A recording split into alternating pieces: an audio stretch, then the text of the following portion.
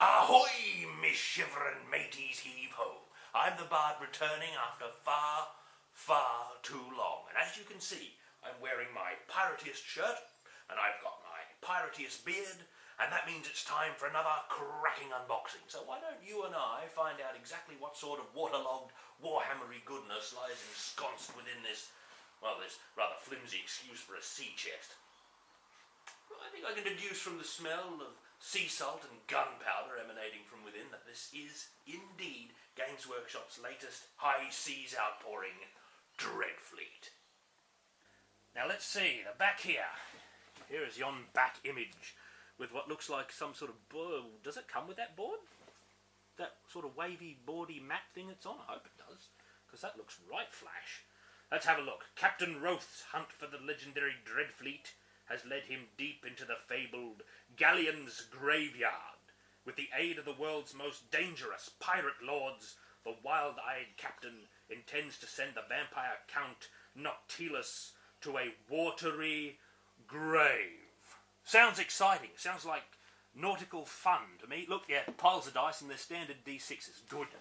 Good. I like standard stuff because standard stuff is replaceable, and with specialist sort of games like this, especially ones that are on a limited run, for some reason, don't ask me why it's on a limited run, when you lose something or you lose one of the component parts, sometimes it can be very difficult to replace them, which is a huge problem. Accidents can happen, no matter how careful you are, and depending on how tricky or esoteric they are, you can run into real trouble trying to duplicate the effects of it through other means. You know, you can run into some real trouble. This happens now and then in board games. It's not that common. I mean, usually you can rebuild things, but sometimes things like decks of cards and stuff, they become a problem if you lose them. Alright, so what am I expecting here? I don't know. It's a Games Workshop thing, so there should be a pile of sprues for the various ship miniatures, some books for reading of the rules, and it looked like on the back, it looks like cards. Those must be ship status cards. They look a lot. They look virtually exactly like talismans, character sheets. Very similar, in my opinion. We'll get a closer look at them when I pull it open. I don't know how many miniatures are with this. I think I said that already. So I don't know exactly how much value this game is miniatures-wise, but look, when you're a fan of Games Workshop and you're a fan of their stuff, value doesn't really come into your purchasing decisions. You know what I mean? Oh, whoa, okay, it's all sprues. Well, that's good.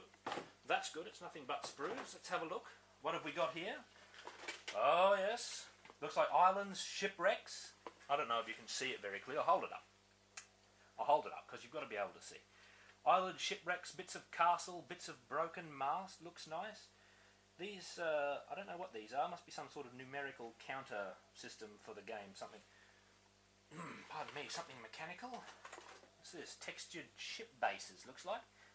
Very nice. Some sort of counter or token. It's got some wind detail around it. Looks rather nice. I don't know how well that shows up on my cheap little camera there, but I hope it shows up fairly well. Not that there's all that much. Aha, now we're getting into the ships. Oh, thank God. When you see the pictures of the ships in, whether it's White Dwarf or online or anywhere, when they're all nicely painted, you'll see that they've done all this detail on the sails. Now, I assumed, wrongly apparently, that those were freehand designs by the very professional miniature painters and artists that work for Games Workshop. And I was a bit disappointed because, you know, I'm a decent miniature painter, but I'm not good at freehand stuff. But I hope you can see that all of the detail is actually bossed onto the sails, so you'll be able to recreate the iconography of the ships. That's a great thing. I love that they've done that. Now, some people might complain, probably people who are good at freehanding, that you can't put your own designs on there, but I don't have a problem with it. And it seems from that little blurb on the back that Dreadfleet has its own specific story that's going on, so I don't mind if these are specific ships with their own iconography. That seems absolutely fine to me. Holy good Lord, how many guns has that got? This looks like the Imperial ship. Yeah, it's got the figurehead of Sigmar there.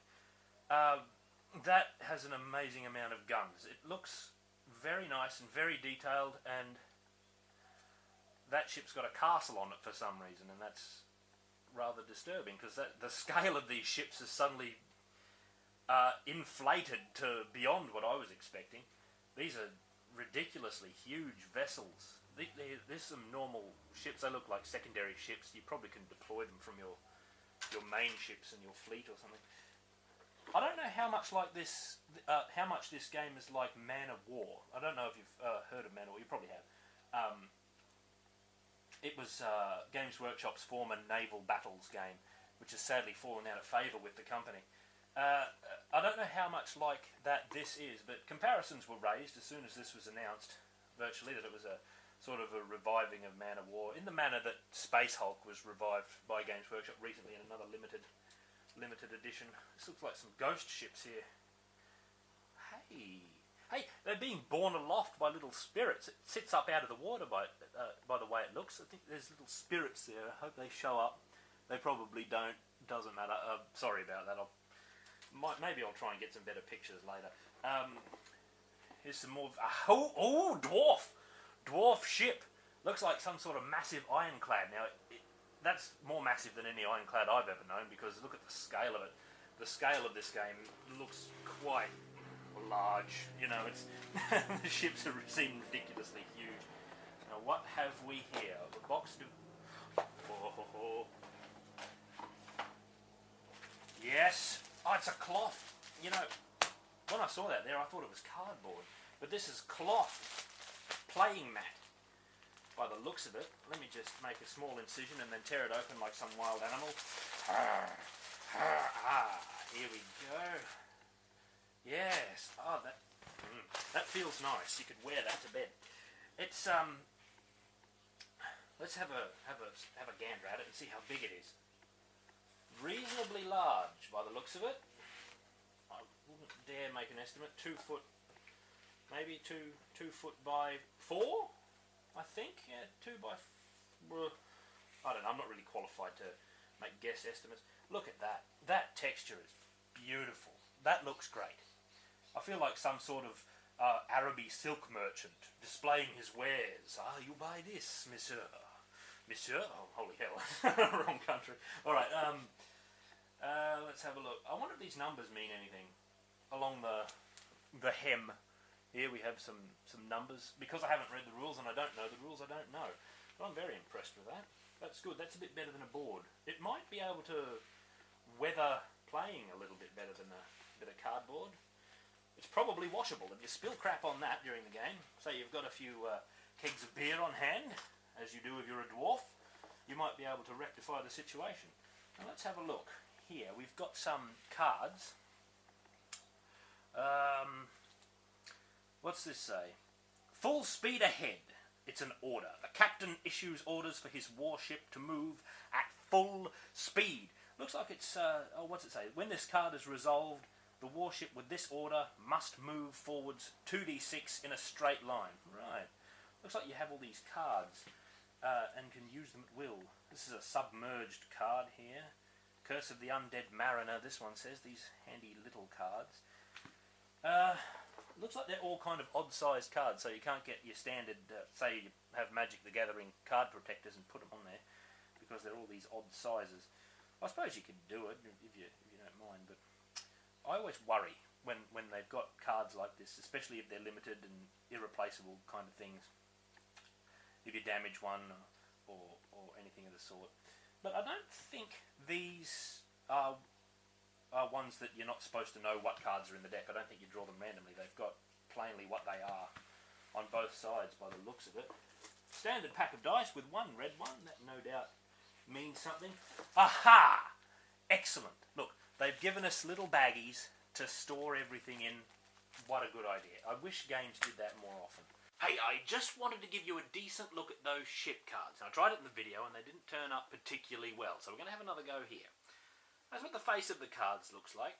As you can see, the ship's characteristics are arranged across the top, followed by its special abilities, then the captain's characteristics, and then the captain's special abilities. And all along the edge, there are various zones where you can keep little tokens or other forms of notation to keep track of variables during the game.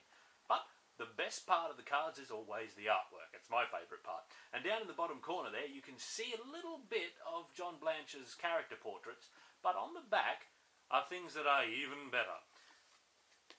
Large portraits of the ships themselves, and they look absolutely magnificent. These are all painted by John Blanche as well, I believe, and you can really see the quality. Now, that's the Heldenhammer, the Imperial vessel. And another example, here is the Black Kraken. It's sort of a mechanical, submersible giant squid built by, unbelievably, Chaos Dwarfs, and I think the second official Warhammer appearance they've had in about a decade. Oh, man.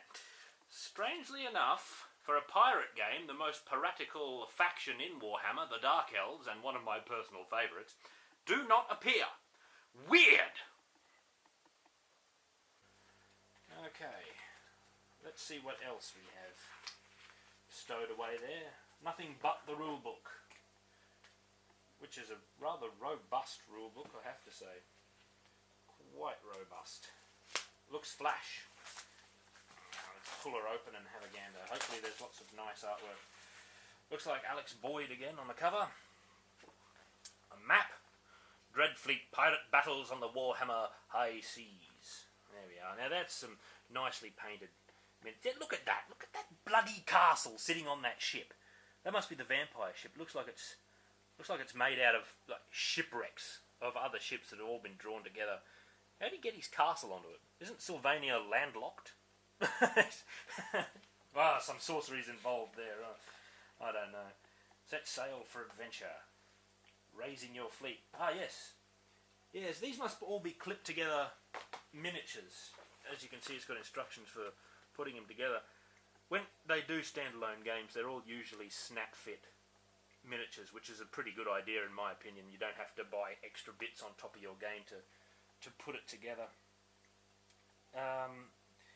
Yes, you can glue parts in place if you wish. Well, that suits me just fine. I really must have a look at these rules, because I'm not qualified yet to comment on these rules all that well. Some nice artwork of a ship battle. Probably doesn't show up all that well, unfortunately. Captain Iago Roth of the Heldenhammer. King Amanhotep of the Curse of Zandri. Nice. Very nice. Scratch the half-dead of the Scabrous. Tordek Hackheart of the Black Crack. Oh, is that a Chaos Dwarf I see before me? I believe it is. Let's have a look.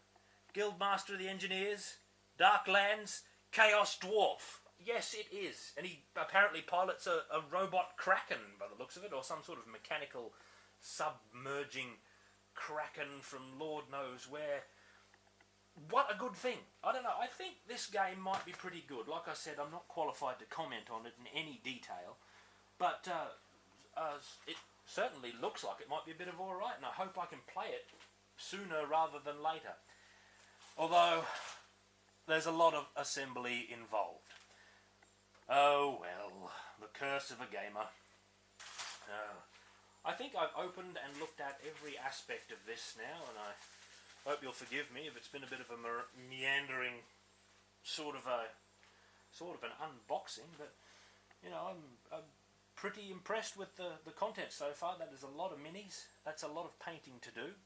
A lot of hobbyists judge the quality of the product by the amount of painting they have to do to get it to look all nice, because they're dedicated painters.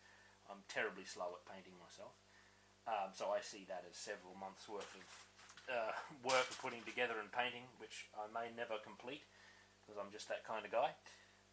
Yes, that's Dreadfleet. I hope you've enjoyed this this unboxing, and I hope you'll join me for another one soon, because as you may or may not know, there is a whiff of chaos in the air as the dreaded Black Crusade Collector's Edition winds its way toward my lands, where I will no doubt take hold of it and clutch it to my corrupted bosom, and then become as corrupt as the dark gods themselves. Or I will make my save and not become corrupt after all. We'll see when it comes time to roll the dice. Everybody have a great day. I hope you've enjoyed this little Dreadfleet thing. Looks flash. I like it. I hope it's actually a good game. So say we all.